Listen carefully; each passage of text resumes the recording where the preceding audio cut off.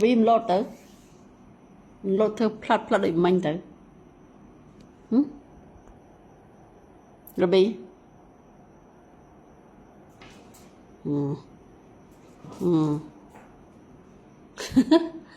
học sinh mà bị squat đấy thôi anh ạ mà thôi chứ đâu cầm tranh bao học sinh cầm tranh bao bị việc thơ việc vừa pra là bao giờ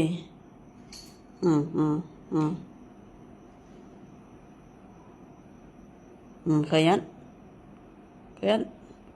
khôi vậy pra là bao giờ thấy kẹt bàn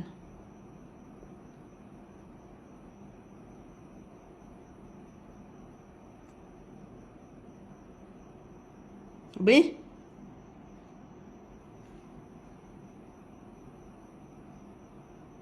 đâu mực xài chụp anh ngày mà nó